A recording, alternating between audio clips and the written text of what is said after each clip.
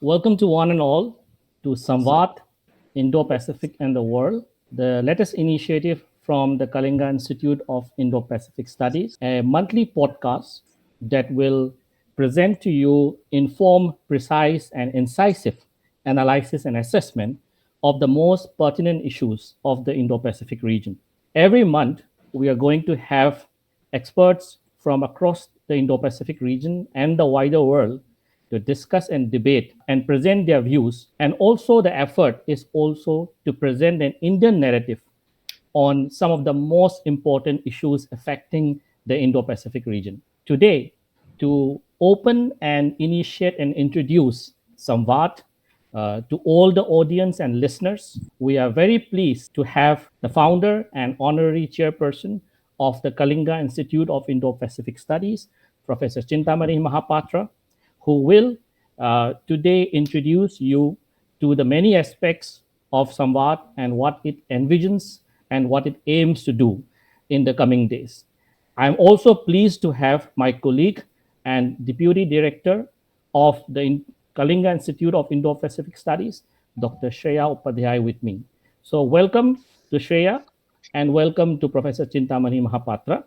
Now, to begin with, the first question that I have for Professor Mahapatra is, sir, please tell us and tell the audience about what really is Samvaad and what it envisions do and what is the prospect of Samvaad.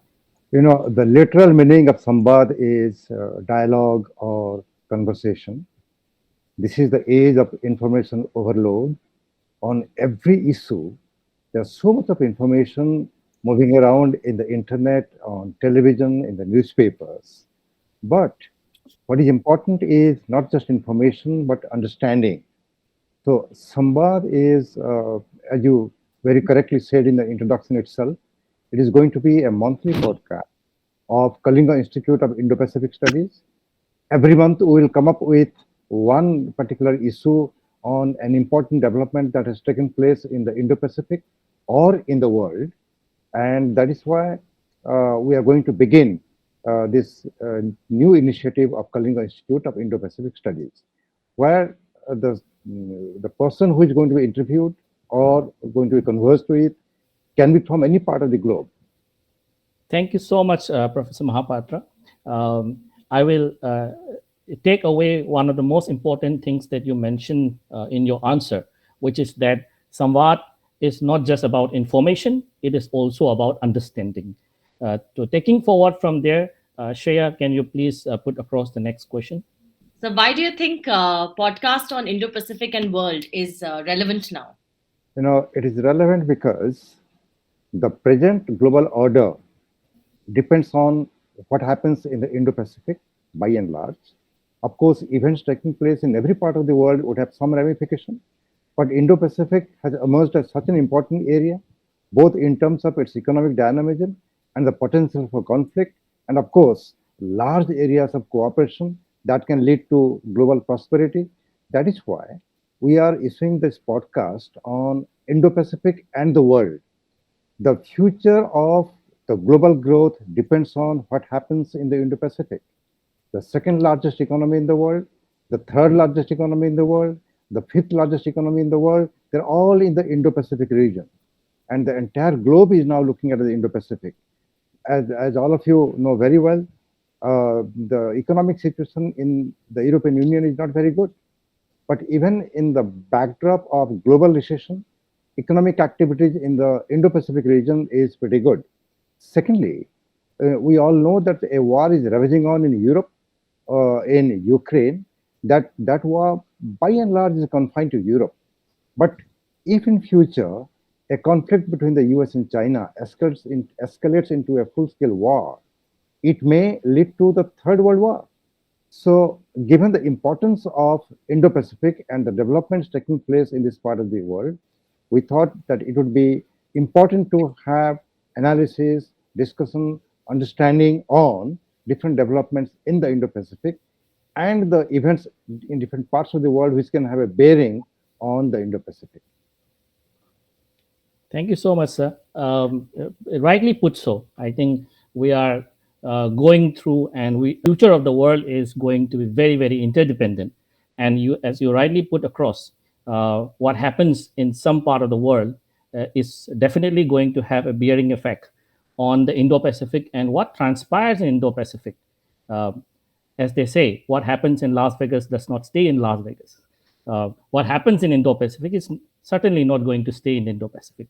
With that, we move to the next section of the Q&R, which is that, sir, there are so many podcasts, proliferating around us because we live in a world connected by internet, and the pandemic era has actually led to a proliferation of podcasts and videocasts and all this kind of interactions that we do over the internet.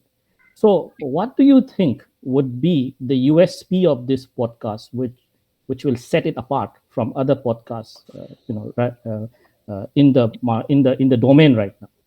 Very senior scholars, experts, think tank specialists, even senior journalists, they have a forum to air their views, either in the newspapers or in the prime time television discussion, or even on the internet, they have their own blogs.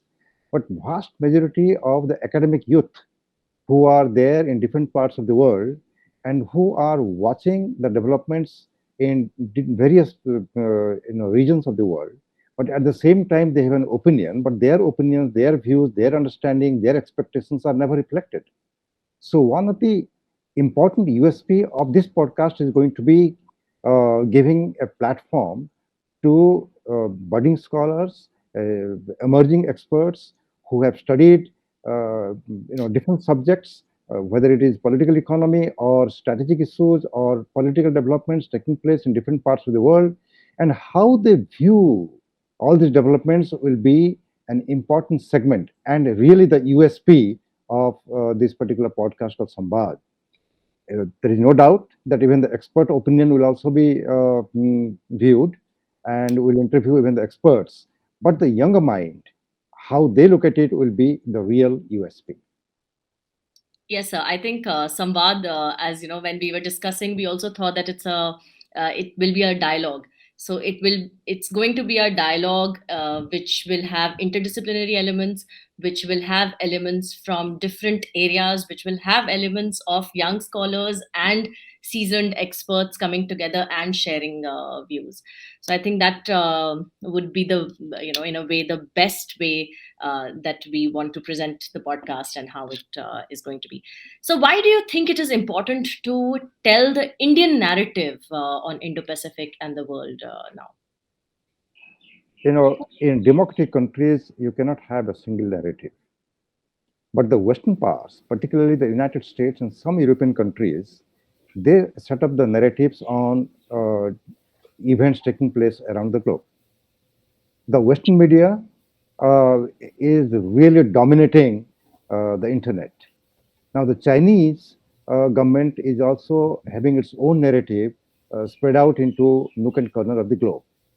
Where is the Indian narrative? Of course, the ministers, the prime minister, the top bureaucrats, they make statements, they make speeches, all those things are available on the internet.